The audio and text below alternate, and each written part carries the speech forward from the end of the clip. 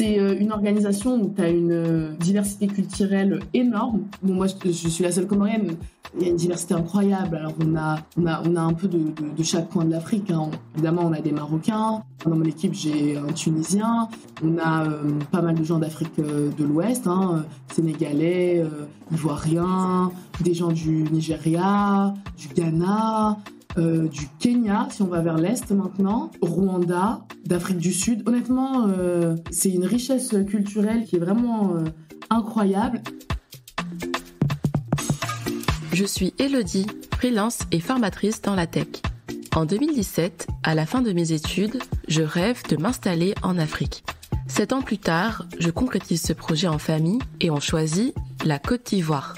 C'est officiel, nous sommes désormais RIPAT, des afro-descendants qui reviennent vivre sur la terre de leurs ancêtres. Toi aussi, tu en rêves sûrement, mais tu as peur de ne pas trouver d'emploi stable, une éducation de qualité pour tes enfants ou des clients pour te lancer comme entrepreneur ou freelance. Eh bien, désormais, tu as à tes côtés Life of RIPAT, un podcast où tu vas découvrir le portrait de nombreux RIPAT, salariés, entrepreneurs, parents, freelance et j'en passe. Ils vont t'expliquer leur quotidien, leurs sources de revenus, leur style de vie, autant d'informations qui te permettront de passer le pas et venir t'installer là où tout a commencé, en Afrique. C'est parti!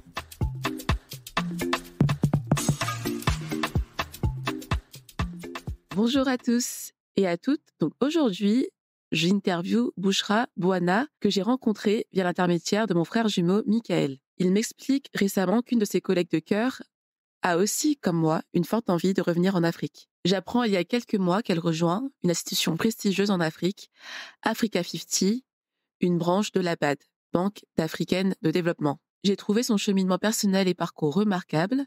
J'ai donc souhaité la voir au micro de Life of RIPAT.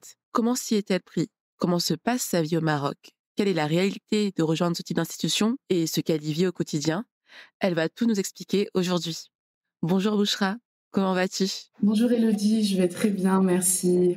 Comme j'ai pu le dire en introduction, c'est un plaisir de t'avoir. Tu es ma première invitée au Maroc. J'ai pas encore eu même d'invité en Afrique du Nord. Donc c'est super et on a hâte de découvrir tout ce que tu as à nous raconter. Super, j'ai hâte également. Alors pour commencer, on va se situer avant donc, ton retour en Afrique et je vais te demander d'expliquer un peu ton enfance, ta scolarité. Où es-tu née et où as-tu grandi? On va dire que j'ai fait un peu aller-retour. Donc, je suis née en France, en région parisienne. Et ensuite, j'ai grandi aux Comores, donc un archipel d'îles situé dans l'océan Indien, d'un peu moins d'1 million d'habitants. J'y ai grandi jusqu'à la fin du collège et je suis retournée en France au lycée, à peu près à 15 ans. J'ai fait mon lycée à Paris, j'ai fait une classe préparatoire aux grandes écoles Maths Sup, Maths P après le baccalauréat, à Paris également. Et ensuite, j'ai intégré une école d'ingénieur en statistique. Et enfin, j'ai fini mon parcours avec un dernier master en financement de projet à Paris. Donc en fait, oui, tu as eu un parcours, on va dire, académique de scientifique. Exactement, oui. Et ça m'avait l'air très scientifique, ça t'a plu? T'aimais ça? Oui, honnêtement, je pense que j'ai toujours été assez orientée vers les sciences, avec un esprit très cartésien. Je pense que ce qui me parle, c'est les chiffres, tout ce qui est explicable rationnellement. Donc non, ça m'a plu. C'est vrai que quand on regarde, il y a très peu en tout cas en termes de proportions relatives, il y a très peu de filles dans ces secteurs-là, et plus on augmente dans le supérieur, plus le nombre de filles réduisait, mais moi ça m'a plu, ouais. Et du coup, je te l'ai pas demandé, mais aujourd'hui, tu as quel âge? Alors je viens d'avoir 28 ans. Et donc, quelles ont un peu, été tes premières expériences professionnelles? Alors, comme première expérience professionnelle, bon donc en école, il y a quelques stages. J'ai effectué des stages plutôt dans la statistique publique. Donc j'ai effectué des stages en administration, dans les services statistiques, à la direction générale de l'administration et de la fonction publique. J'en ai fait un à la Banque de France. Et ensuite, j'ai fait un stage également plus orienté statistique, mais dans une start-up. Et par la suite, ensuite, ma première vraie expérience professionnelle à proprement dit, c'est-à-dire en CDI, ça a été chez un développeur en énergie renouvelable dans le sud de la France. Et c'est là où d'ailleurs j'ai rencontré Michael, ton frère. Ça a été ma première vraie expérience professionnelle et j'y suis restée 2 ans. Ok, donc du coup, tu as fait tout ton parcours en France et tu as finalisé tes expériences dans le sud de la France. Ça marche.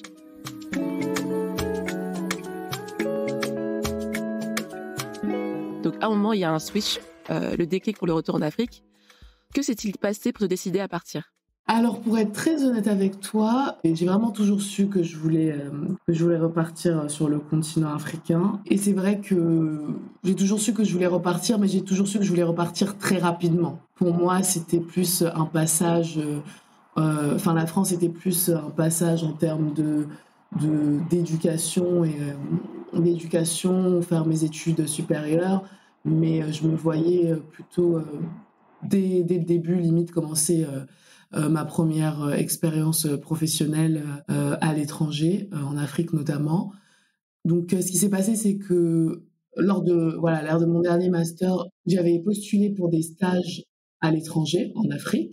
J'avais eu un VIA à l'époque au Kenya, pour une institution également de développement. Mais ce qui s'est passé, c'est qu'il s'agissait de la période 2020, plus précisément début mars 2020.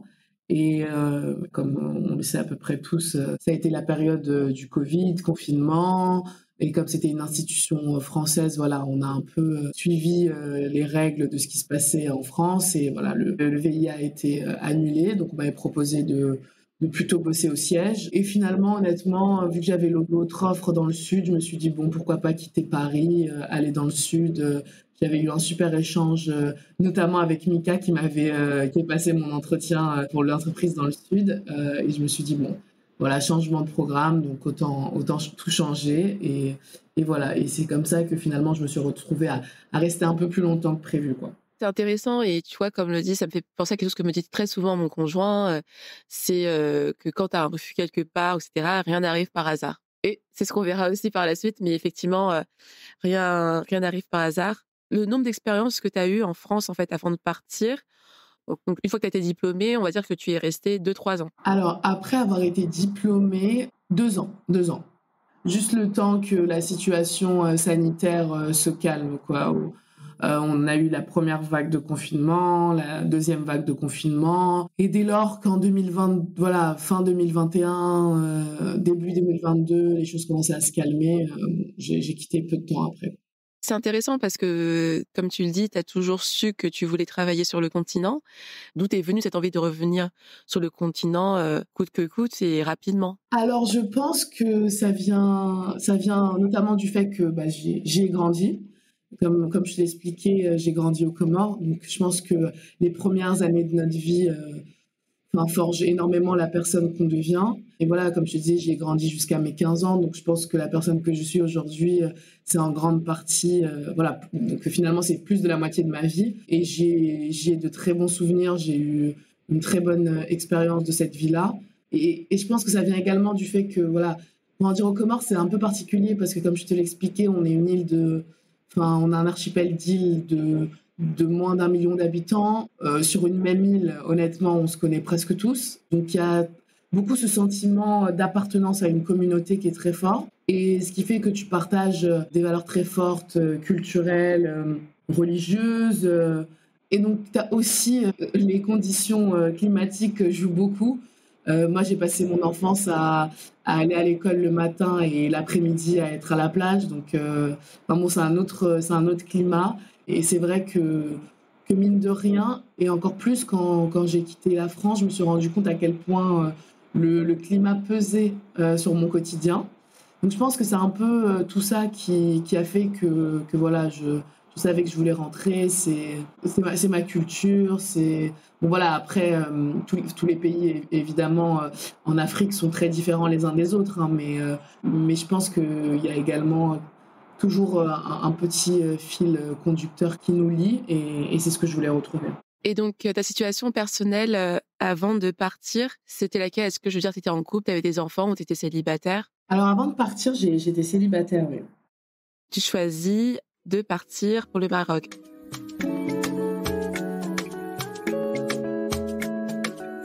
Alors, pourquoi ce pays? Alors, pourquoi le Maroc? Le Maroc, je pense c'est un total hasard et en même temps, je pense souvent que tout m'a amené à finir, au Maroc. Mais, non, honnêtement, c'était un pur hasard. Pour être honnête, moi, quand je pensais à retourner, sur le continent, je visais plus, des pays, d'Afrique de l'Est, juste, plus vraiment de manière, complètement ciblée, hein. C'était pour être géographiquement proche, des Comores.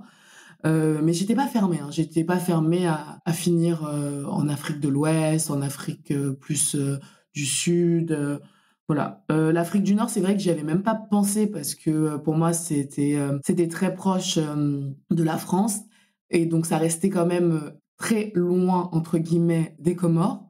Je fais, quasi le même temps pour, rentrer, aux Comores depuis le Maroc que depuis Paris. La plupart du temps, je dois même remonter à Paris pour redescendre. C'était un pur hasard, je cherchais initialement en Afrique de l'Est et en fait, j'ai été contactée par un chasseur de tête et j'avais donné, cette spécificité que je recherchais en Afrique de l'Est et il me disait qu'il avait, vraiment une offre très intéressante pour un pays, d'Afrique du Nord, et en fait, finalement, en écoutant de quelle institution il s'agissait, c'est vrai que voilà, ça a beaucoup joué dans la balance, quoi. C'est clair, j'imagine. On va revenir sur ça juste après. Et donc, comme tu le disais, tu aurais pu du coup t'installer ailleurs, tu étais assez ouverte. Comment s'est passée brièvement ton installation au Maroc? Alors, si je devais parler en termes de logistique, je pense que, pour, une repatte, c'était assez «simple» entre guillemets. Ça a été assez fluide, ça s'est vraiment bien passé et ça, je le dois beaucoup, à l'entreprise dans laquelle je travaille parce que, enfin, j'ai été accompagnée dans ces démarches-là. Au sein de l'entreprise, il y a un cabinet externe qui justement se charge d'aider les nouveaux employés, pour, tout ce qui est administratif, recherche de logement, ouverture de compte bancaire, enfin tout et même également l'entreprise, nous aide sur la partie, importation de nos biens, si on veut ramener, voilà, le mobilier qu'on avait, la voiture qu'on avait, à l'étranger et cetera. Donc non, non, ça s'est plutôt bien passé à ce niveau-là.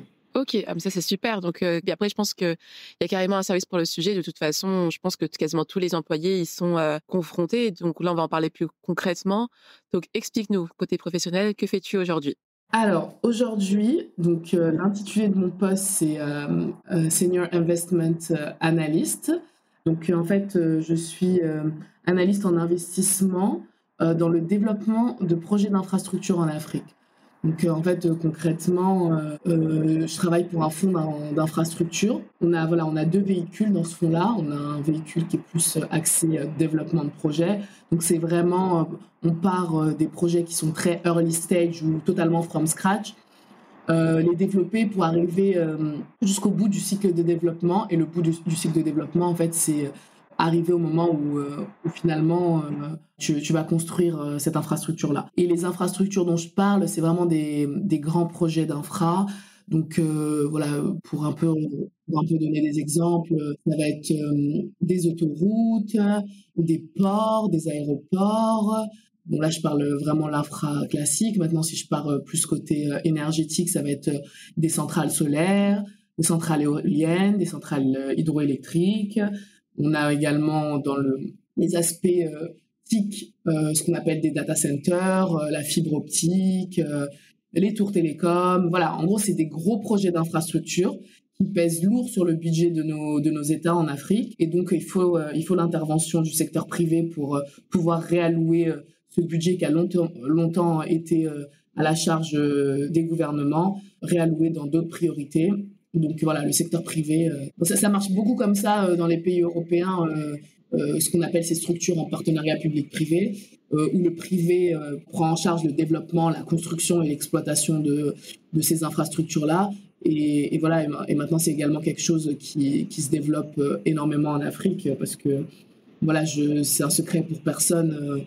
On a vraiment un déficit en infrastructure à combler. Et voilà, c'est pour ça que Africa50 a été créé justement. Hyper intéressant. Justement, alors, on n'avait pas mentionné le nom, donc c'est Africa50, ok. Donc moi, j'ai Africa50, mais oui, mais vous dites aussi Africa50, j'imagine. Oui, on dit Africa50, là, c'est moi qui fais ma francophone, mais c'est Africa50. Ok, super.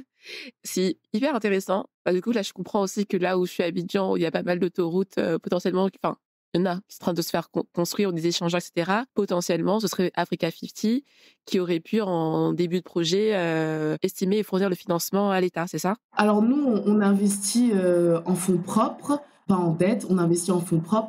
Donc ce qu'on va faire, c'est plutôt l'État va nous donner le mandat sous la forme de ce qu'on appelle une concession, de s'occuper justement du développement, du financement et de la construction de cette infrastructure-là et de l'exploiter également. Donc ce qui va se passer, c'est que voilà, l'État va charger un consortium d'investisseurs privés. En général, on va être accompagné d'un partenaire technique qui a de l'expérience évidemment dans le domaine spécifique auquel se réfère cette infrastructure-là. Je ne vais pas citer de nom parce que j'ai pas envie de donner un ou deux noms et pas un autre, quoi. Mais voilà, c'est les grands acteurs qu'on voit opérer en Afrique sur tous les domaines, quoi, infrastructure. Et donc en fait, ce que nous on va faire, c'est oui, on va faire tout ce qu'il faut pour développer le projet et on va le financer en partie en fonds propres et on va également lever de la dette auprès d'institutions financières pour ce projet-là. Mais sauf que là, on ne fait pas porter le risque de cette dette-là sur l'État. Donc, on ne va pas venir rajouter la balance de dette de l'État. On sait que c'est déjà assez compliqué comme ça. En général, enfin, voilà, c'est le projet qui porte ça, le projet, in fine, finalement, les acteurs privés. Et ensuite, bah oui, on construit le projet, on l'opère pendant un nombre d'années agréé avec l'État, si on a une concession de 20, 25, 30 ans, 15 ans, ça dépend du type d'infrastructure, quoi. Donc oui, donc vous le financez, vous gérez aussi vraiment son exécution du début à la fin. Hyper intéressant. Justement, alors Africa50, est-ce que tu sais pourquoi la BAD a eu besoin de créer cette branche pour cette activité? En fait, ils n'avaient pas d'autres branches, enfin, en interne, la possibilité de gérer ce type de projet, ou il a fallu vraiment créer une branche spécialisée? Ouais, alors en fait, pour reprendre un peu l'histoire, c'est que la BAD, c'est une banque de développement. Donc ce qu'elle fait, c'est qu'elle prête de l'argent, quoi. Elle prête de l'argent. Maintenant, prêter de l'argent, c'est bien, mais le souci, c'est qu'il faut justement les équipes pour développer ces projets-là. Et c'est pas la vocation de la BAD. La BAD est là pour... c'est une banque, quoi. C'est une banque de développement, donc elle prête à des taux moins élevés qu'une banque commerciale, mais ça reste une banque. Son travail, c'est d'analyser l'opportunité. Est-ce que le projet semble viable? Ok, on prête, mais ils vont pas rentrer dans l'exécution du projet. Le problème qui se posait, c'était que justement, on a encore trop peu d'acteurs. Ça va en s'améliorant justement parce que des institutions comme Africa50 démontrent qu'en fait c'est possible de mener des projets par le privé en Afrique et que c'est rentable. Mais voilà, il y a encore beaucoup d'investisseurs étrangers qui sont très reluctants à cette idée-là. C'est né de la volonté de la BAD et de plusieurs pays africains de se dire voilà, nous on veut se doter d'un véhicule d'investissement privé qui va justement développer ces projets-là. Si les investisseurs étrangers sont encore réfractaires à l'idée de venir sur notre continent alors qu'on a besoin de réduire ce déficit en infrastructure, il faut qu'on ait notre propre investisseur privé, entre guillemets, local, quoi. Donc finalement, ça a été le désir de la BAD et à l'époque d'un peu moins d'une trentaine de pays africains. Donc, il faut savoir que le capital initial d'Africa50, c'est la BAD, la Banque centrale du Maroc, la Banque Al-Maghrib, et une autre banque centrale, la Banque centrale des États d'Afrique de l'Ouest, la BCAE, avec 28 pays africains. Je ne pourrais pas tous les citer. Le capital de départ, c'est ça. Donc, c'est nos actionnaires initiaux. Et voilà, depuis 7 ans, on a eu d'autres pays africains qui se sont rajoutés au capital. Maintenant, on a 32 pays africains au capital d'Africa50. Oui, donc en fait, on est... Enfin, les 50, c'est potentiellement tous les acteurs, tous ceux qui ont investi dans le projet. Non, le Africa 50, c'est le 50, c'est pour la vision Afrique 2050. D'accord, d'accord. OK, très bien. Parce que je me disais, c'est pas 54, donc pardon, 54 pays Oui, d'Afrique. non, non, non. Ouais, Donc non, non, non, OK, non. ça doit avoir d'autres sens. OK, très bien. Bah, écoute, c'est très clair et très intéressant. Donc effectivement, là, tu es vraiment aussi au cœur même, actrice clé, dans le développement pour le coup et donc bah, avec, Michou, vous faisiez du développement effectivement d'infrastructures électriques. Donc là, vous allez au-delà parce que tu parlais d'aéroports, de ports. C'est tout type de projet d'infrastructure d'envergure, quoi. Tout à fait, tout à fait. Avec Mika, on était axé infrastructure énergétique et en plus renouvelable. Là maintenant, c'est beaucoup plus vaste chez Africa 50. Et ça vient du fait, comme je t'expliquais, où on a déjà assez de retard à rattraper en Afrique sur des infrastructures de type route, aéroport et autres. J'imagine aussi que ça doit être assez, prenant comme activité. Tes journées, elles ressemblent à quoi, même en termes de largeur horaire? La question qui tue. Clairement, clairement, la question qui tue. Alors, si tu veux, là, je viens de passer 2 semaines éprouvantes. Donc, si tu me demandes la plage horaire sur les 2 dernières semaines, ça va être assez effrayant. On va dire que voilà, une journée classique moyenne, c'est 9h, 20h. On va rester sur ça. Comme tu dis, on va rester sur ça. OK, d'accord.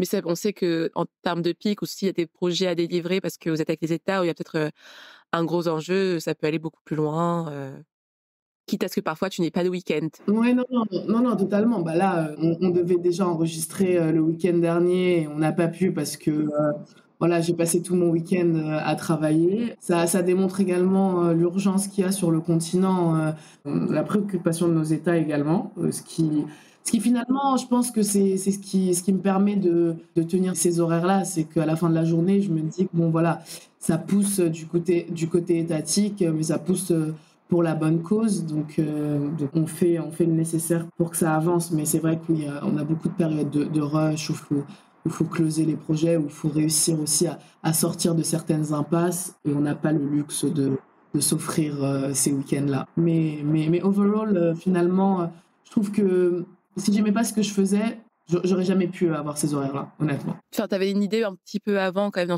quand vous faisiez chez le développeur, dans l'Afrique, en France, dans le sud. Mais là, effectivement, c'est quand même un autre niveau. Mais après, effectivement, aussi en termes d'impact, tu le sens. Enfin, tu sais pourquoi tu le fais. Et c'est vrai que c'est des gros projets d'envergure. Hein. C'est pas n'importe quoi. Donc, je peux comprendre la motivation que tu récoltes tous les jours. Mais ok, donc je te posais ces questions-là parce que je sais que c'est des secteurs où Alors là-bas, tu fais rêver beaucoup de personnes. Alors pas moi, mais je sais que ça fait rêver beaucoup de personnes. Mais là, donc j'ai l'opportunité de te poser des questions de manière assez précise et aussi que les personnes sachent et c'est la réalité de travailler dans ce type d'institution. Mais en tout cas, merci beaucoup pour ta transparence et pour ces détails.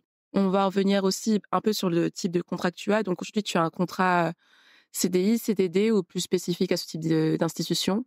C'est un contrat plus spécifique à ce type d'institution, mais on peut l'assimiler à un contrat CDI. Et donc, tu nous as expliqué que cette opportunité, tu as trouvé via un chasseur de tête. Alors, est-ce que tu pourrais en dire un petit peu plus?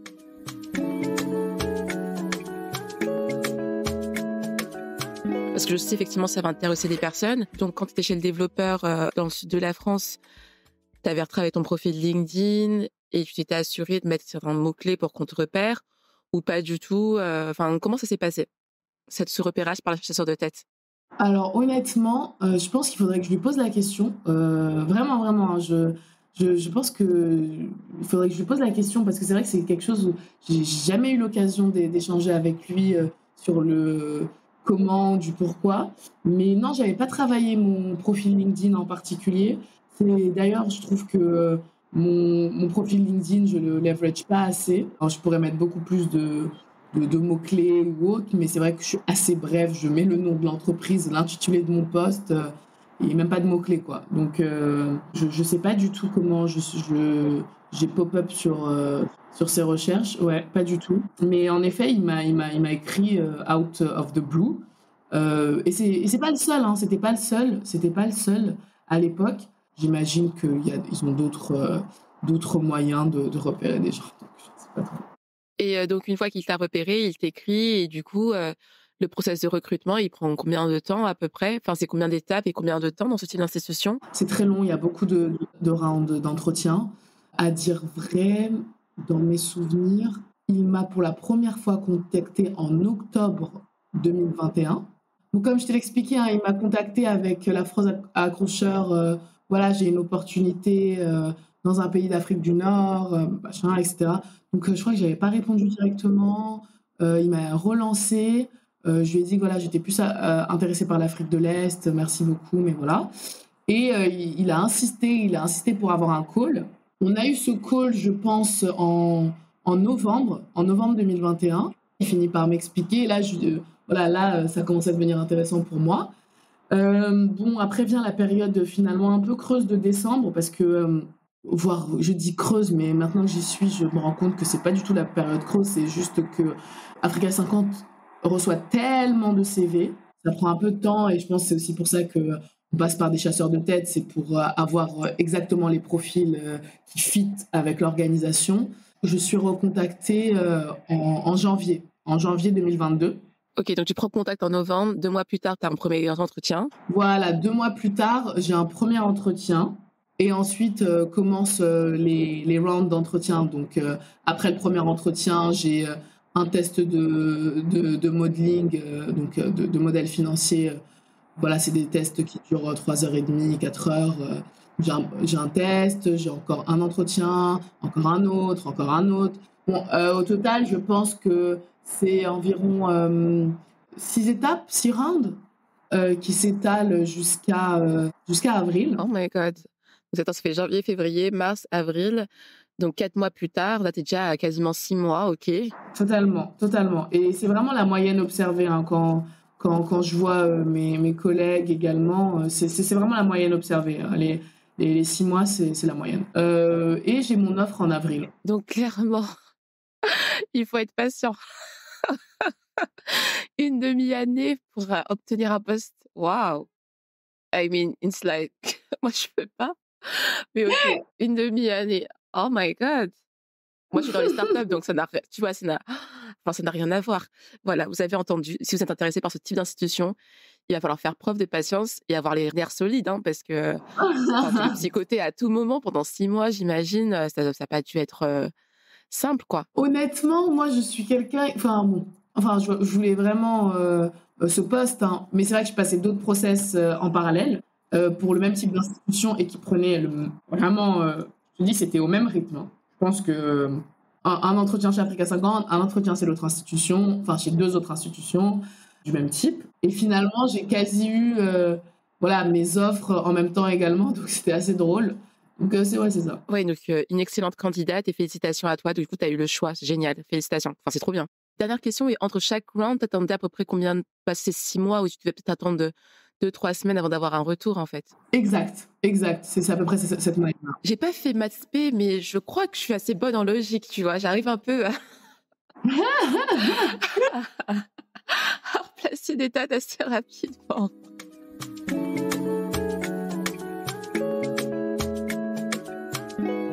Donc, c'est ton premier poste effectué au Maroc. Ouais, en fait, t'as pas bougé, quoi. T'es toujours chez Africa 50. Non, j'ai pas bougé. Je suis toujours chez Africa 50. Ok. Et ça fait combien de temps que tu y es maintenant? Un peu plus de 2 ans. Donc, j'ai démarré mon poste chez Africa 50 en juillet 2022. Donc là, il y a quelques mois, là, ça a fait 2 ans. Et c'est quoi que tu apprécies particulièrement? Donc, on s'est rendu compte de la difficulté des process d'entrée et aussi de l'activité au quotidien, bien que passionnant. Mais c'est quoi ce que tu apprécies vraiment, toi, particulièrement maintenant que tu y es? Alors, maintenant que j'y suis, c'est une très bonne surprise, mais j'avais déjà ce sentiment-là pendant que je passais les entretiens. C'est une organisation où tu as une diversité culturelle énorme. Bon, moi, je suis la seule comorienne. Quoique, il y a un stagiaire comorien-algérien qui vient d'arriver. Mais oui, bon, moi, je suis la seule comorienne. Il y a une diversité incroyable. Alors, on a un peu de chaque coin de l'Afrique. Hein. Évidemment, on a des Marocains. On a également, dans mon équipe, j'ai un Tunisien.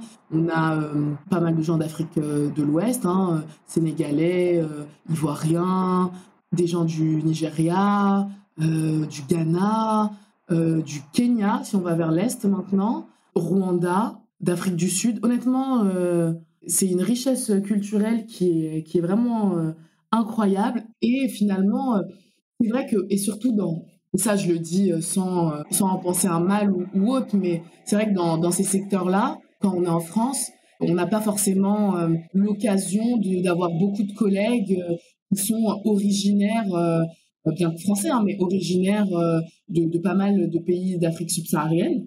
Et je pense que c'est aussi pour ça qu'on a super bien accroché avec Mika. C'est pas des secteurs dans lesquels tu trouves forcément pas mal de Beaucoup de gens, diversité, ouais.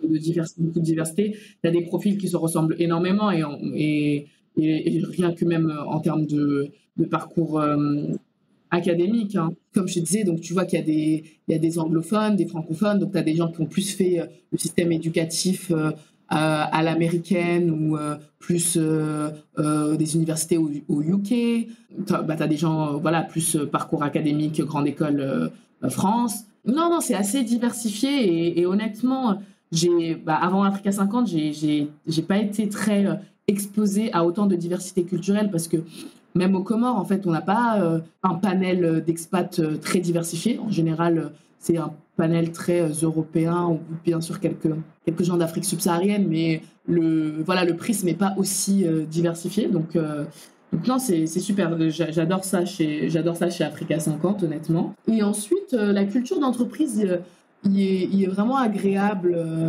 En fait, c'est une culture d'entreprise qui finalement est proche des valeurs que je te citais plus tôt quand je te disais pourquoi les raisons de mon envie de rentrer. Ça s'explique aussi par le fait que voilà, c'est une institution créée par des gouvernements africains et par la BAD. On est proche des problématiques qu'on essaye de régler parce que qu'on vienne voilà, d'un grand pays, de la plus grande économie africaine, qui est le Nigeria, ou d'un pays voilà, avec un PIB un peu plus, voire beaucoup plus bas, on est confronté aux mêmes réalités. Les problèmes d'insuffisance énergétique et autres, on y est tous confrontés. Donc finalement, on comprend très rapidement sur quoi on travaille, quels sont les enjeux. Donc ça crée une culture d'entreprise très forte. Et voilà, et le mandat même d'Africa 50, réduire le déficit en infrastructure de l'Afrique, c'est une mission que je trouve très noble.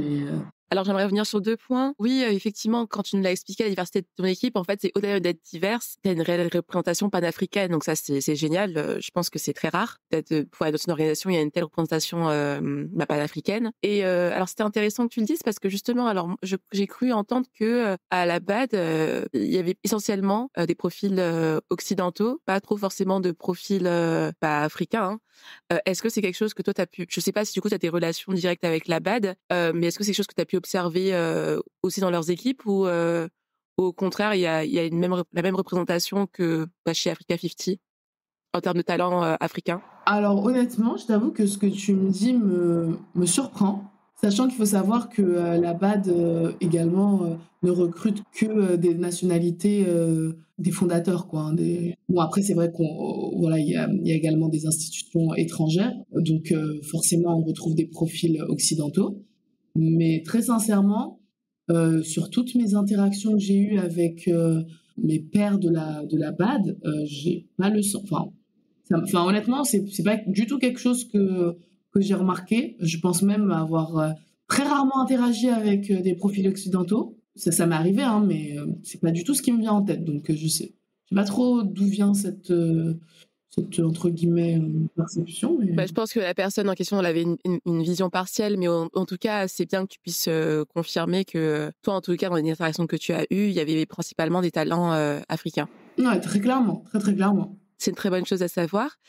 Oui, au niveau aussi des profils, alors ça, je crois que c'est peut-être une croyance, je sais pas, mais on va pouvoir le vérifier avec toi.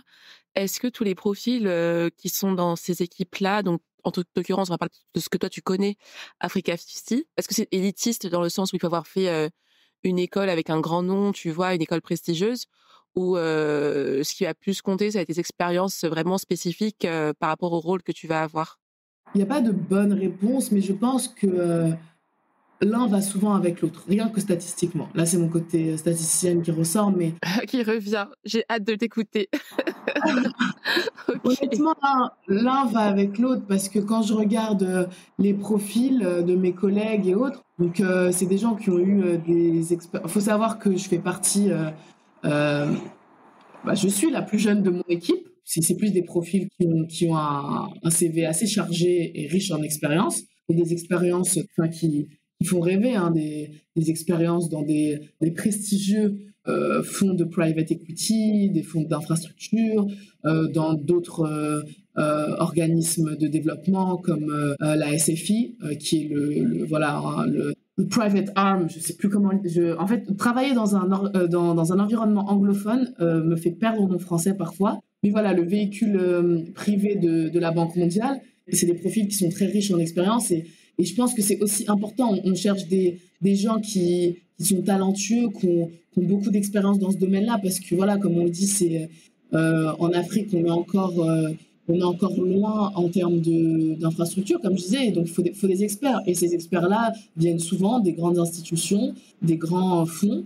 Quand je regarde leur parcours académique, c'est des gens qui ont fait Harvard, Stanford. Honnêtement, on est plus dans ce calibre-là. On a des polytechniciens. Un de mes chefs directs est un polytechnicien. Et c'est quand même des profils très high level. Donc je pense que l'un va avec l'autre. Et je pense que c'est juste une réalité. C'est une réalité. L'accès à ces institutions-là sont souvent en fait réservés à l'expérience. Et l'expérience, finalement, je pense que la chance de l'expérience est à l'origine donnée par justement des références. Hein. Quand on voit un Harvard sur un CV, je pense que ça claque toujours. Mais je vais pas dire que je vais pas non plus réduire les profils à cette éducation. J'ai en tête un collègue qui n'a pas fait une école de la Ivy League, qui a fait plutôt une université locale dans son pays d'origine et qui a pour le coup, travailler dans le secteur privé, dans des compagnies assez importantes dans son pays d'origine et qui a été repéré comme ça. C'est un des collègues qui est le plus technique en termes de technicité, qui est le plus technique au sein de l'équipe. Donc ça prouve bien également que les universités dans nos pays en Afrique sont aussi très bien. Donc on a des profils très talentueux. Voilà, finalement, il a quitté Africa 50 il y a quelques mois pour aller faire son MBA à Stanford. Donc bon, in fine, voilà ce qui se passe. Mais non, c'est vrai que c'est des milieux assez, je dirais pas réservés, mais voilà, si je devais raisonner en termes Oui, non, mais ça reste élitiste. Ça reste élitiste, oui. Merci, en fait, vraiment merci pour ces précisions. À nouveau, comme je te disais, je pense qu'il y a beaucoup de personnes qui sont intéressées par ce type de secteur et que c'est bien qu'elles le sachent, tu vois. Et à nouveau, tu donnes des explications très concrètes du pourquoi, avec des exemples aussi. Donc, c'est ce dont les gens ont besoin et au moins, voilà, ils le sauront et c'est très bien.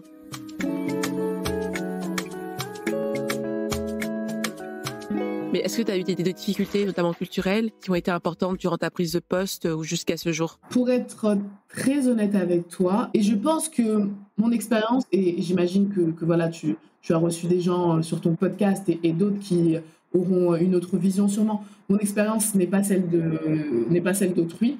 Donc je vais juste te parler à mon niveau, de mon expérience. Je n'ai pas rencontré de difficultés à ce niveau-là. Il faut préciser où je suis également au Maroc. Je suis à Casablanca. Donc c'est une ville très dynamique. C'est une ville où on retrouve beaucoup de sièges sociaux, de branches africaines, de grands groupes. Il y a beaucoup d'expatriés à Casablanca et les infrastructures et la vie au Maroc, c'est quand même c'est un standing qui est. Enfin, moi je le dis, hein, j'ai eu aucun choc culturel en quittant la France pour arriver au Maroc. Enfin, pour arriver à Casablanca. Encore une fois, je vais préciser. Donc, c'est assez simple. Hein. Maintenant, niveau culturel, comme je te l'ai dit, j'ai parfois l'impression que tout m'a prédestiné à finir au Maroc parce que je me souviens qu'en école d'ingénieur, notamment celle qui est devenue ma coloc en deuxième et troisième année, est d'origine marocaine et avait grandi au Maroc et est venue en France après le bac. Et il n'y a pas qu'elle, hein. J'ai vraiment eu un coup de cœur pour la plupart des Marocains. Et ça, je pense que ça vient du fait qu'on avait culturellement beaucoup de choses qui nous rapprochaient. On me prend même pour une Marocaine ici. Ça rend la chose plus facile. C'est clair, j'imagine. Donc là, on va venir un peu à tes finances. Donc, est-ce que tu peux nous dire un peu avec quel budget par mois tu vis au quotidien?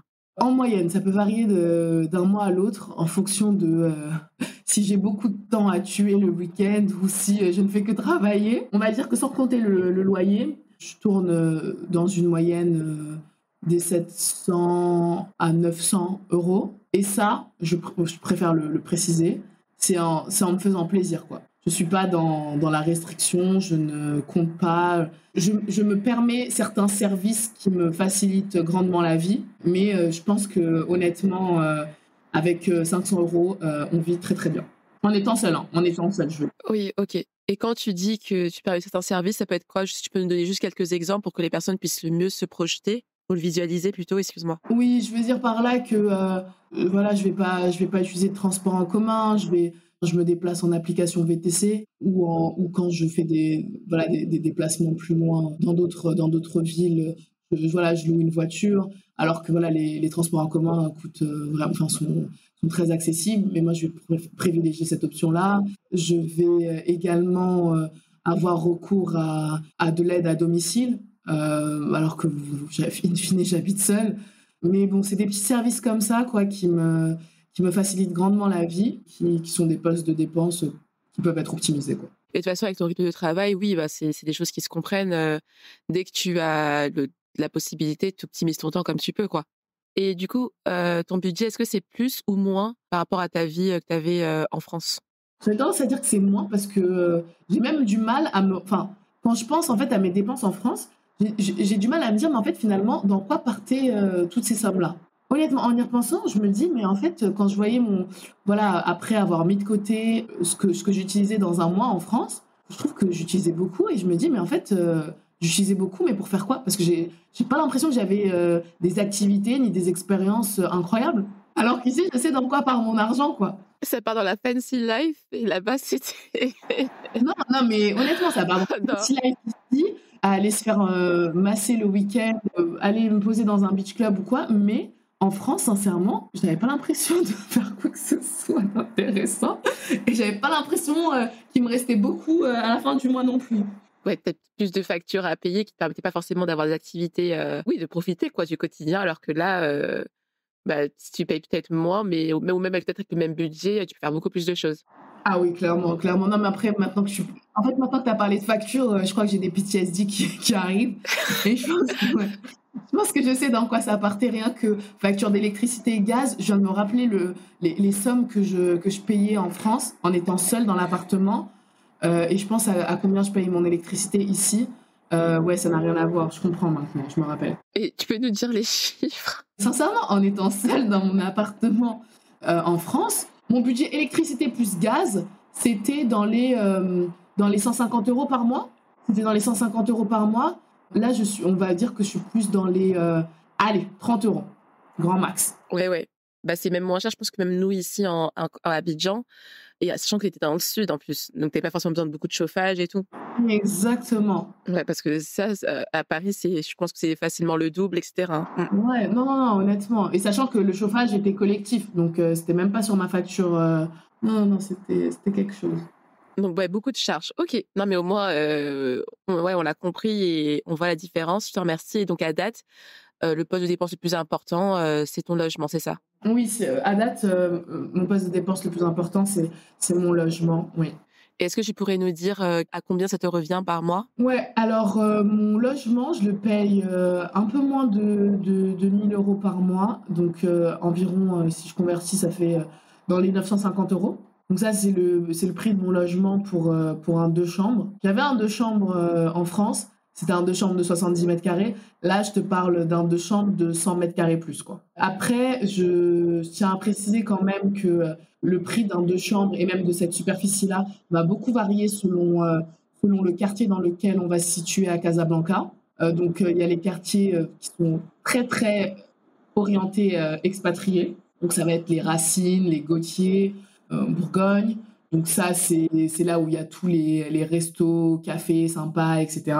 Donc, là, un deux chambres va plus tourner aux alentours, ouais, entre 1100 et ça peut monter jusqu'à 1400, 1500. Et moi, je suis pas dans ces quartiers-là. Je préfère un quartier un peu plus calme. Mais voilà, je suis pas trop loin de ces quartiers-là. En fait, je suis à 20 minutes à pied. Je suis dans un quartier plus familial, quoi. Familial, voilà, où on va chez le primeur en marchant à 5 minutes, etc. Mais donc, vu que c'est pas le cœur même de Casa, C'est pour ça que j'arrive à avoir un loyer à 950 euros. Et encore, je pense que c'est un peu, entre guillemets, un prix expatrié. J'ai des amis maintenant ici qui sont là depuis plusieurs années et qui, entre leur arrivée, depuis leur arrivée, ils ont changé d'appartement. Ils ont un peu les tips et tout. Et un appart comme le mien, j'aurais pu finalement l'avoir peut-être dans les 800 euros. Ouais, mais du coup, les loyers à Casablanca sont quand même chers, hein. Par exemple, moi, pour moins que toi, à Abidjan, donc on doit être peut-être à 700, 800. Non, 700, je crois. On a 500 000. On a un 3 pièces. Il doit être faire 140, 130 mètres carrés. On est sur une voie centrale. On est à Cocody. Mais c'est là où, quand même, je me rends compte que, après, on aurait pu payer beaucoup plus cher, mais je me rends compte que c'est encore un autre niveau à Casablanca. Et donc, côté administratif, sur ton installation, donc niveau logement, est-ce que tu t'y es prise avant de partir? Comme je te l'expliquais tout à l'heure, Africa 50 en fait travaille avec un cabinet qui aide à l'expatriation. On avait pris à tâche avant mon départ. La responsable de ce cabinet m'envoyait certaines offres pour un peu cibler quel était le type d'appartement que je recherchais et aussi à me poser pas mal de questions sur le type de quartier. Et finalement, quand je suis venue, en une semaine, c'était bouclé. On a fait quelques visites un jour. Il y avait déjà l'appartement que je voulais dedans. C'est efficace et facile, un peu comme tu l'expliquais. Et ok. Et donc j'imagine qu'aujourd'hui, tu nous l'as expliqué aussi, tu y es toujours. Niveau santé, est-ce que tu as pris une mutuelle locale, donc j'imagine que c'est ton entreprise qui s'en est occupée? Oui, tout à fait. Alors c'est également l'entreprise, hein, c'est dans le package qui propose une mutuelle. C'est une mutuelle internationale pour le coup, parce que voilà, comme on est aussi beaucoup amené à voyager hein, dans le cadre de notre métier, fallait aussi une mutuelle qui soit vaste en termes de couverture. Ok, et c'est intéressant ça, sur la partie voyage. Du coup, tu voyages sur tout le continent, c'est ça? Ouais, sur tout le continent. C'est une autre partie où il y a beaucoup de voyages, parce que bon voilà, nos projets sont, comme je disais, sont un peu répartis partout géographiquement.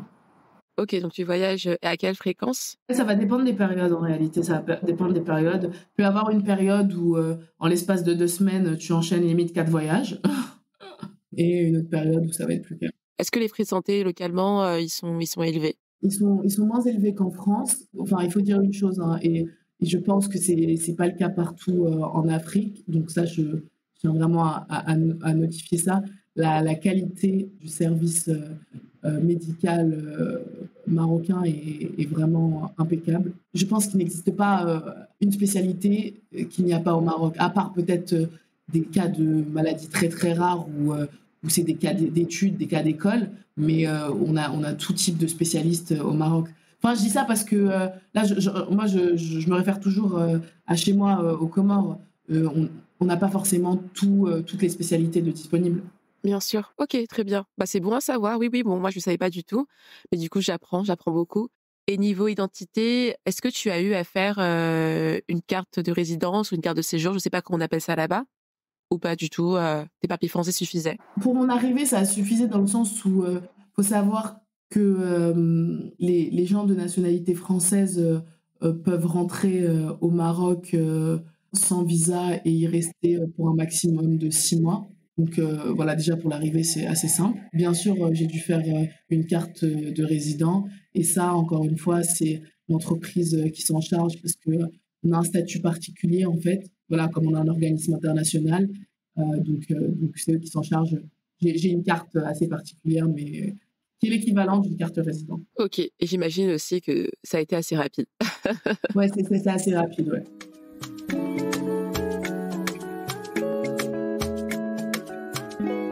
Et donc on arrive à la fin. Donc lorsque tu vois ta vie aujourd'hui, celle que tu avais en France, quand tu étais encore chez développeur dans le sud de la France, tu avais été 2 ans d'expérience et que tu n'étais pas encore parti et que tu vois ce qui t'arrive aujourd'hui, que te dis-tu? Déjà, avoir fait ce podcast-là m'a rappelé certains traumas financiers.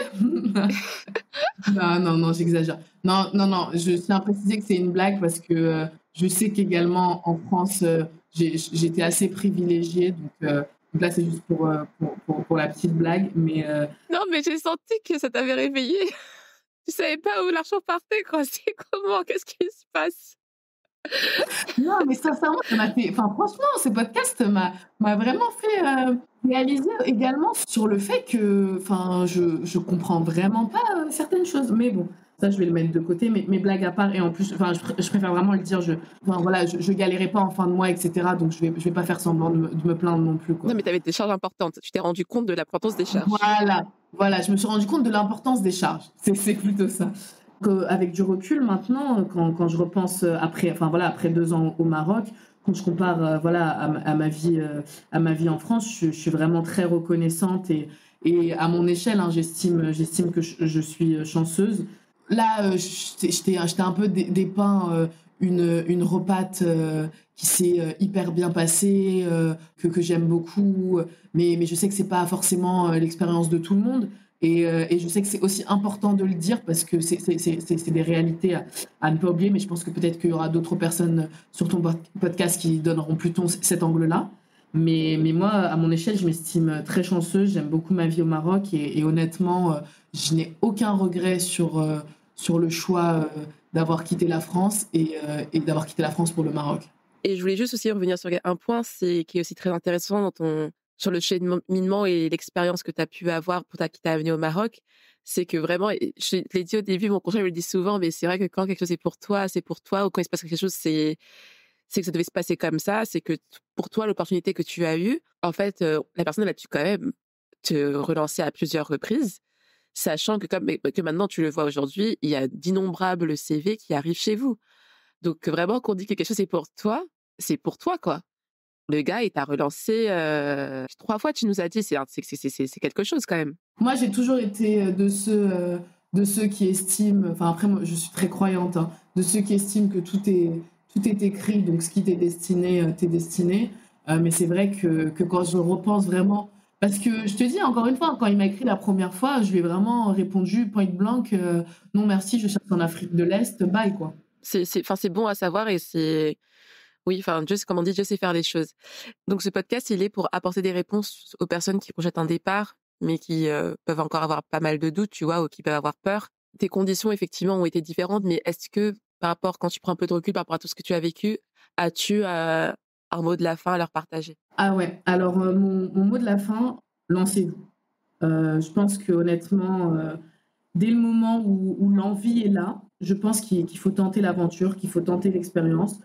Elle sera peut-être pas comme la mienne, elle sera peut-être pas comme celle de quelqu'un qui viendra dire dans ton podcast que vraiment il a plié bagages ou elle a plié bagages 2 mois après pour retourner en France.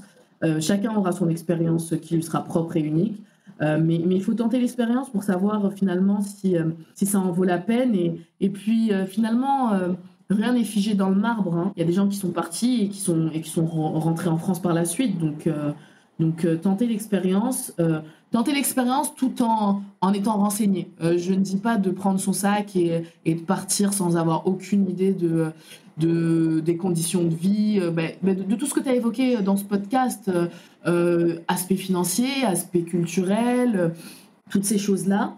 Mais lancez-vous parce que je pense que c'est quelque chose sinon qu'on peut regretter et on aura toujours l'hésitation de « et si je l'avais fait, et si je l'avais fait ». Franchement, merci beaucoup, Bouchra. Merci aussi pour, je dis souvent, mais pour la transparence, vous avez quand même pas mal d'éléments sur comment ça se passe chez Africa 50 et sur ton parcours aussi au global. Donc, je suis convaincue que ça va aider. Vu que tu es dans une institution aussi prestigieuse et qui, je pense, intéresse pas mal de personnes, tu as souvent pour avoir des questions. Si les personnes veulent te joindre, comment elles peuvent faire? Où est-ce qu'elles peuvent te joindre? Alors, je suis joignable sur LinkedIn, Bouchra Bouana. Je fais partie des gens qui répondent aux gens sur LinkedIn. Encore merci et on se dit à très vite. Merci beaucoup, Élodie. C'est tout pour aujourd'hui. Comme à chaque fin d'épisode, je te partage la petite to-do. Abonne-toi si ce n'est pas déjà fait. Laisse-nous un avis 5 étoiles sur ta plateforme d'écoute préférée pour le soutien. Partage le podcast autour de toi. Et nous, on se retrouve bientôt pour un nouvel épisode.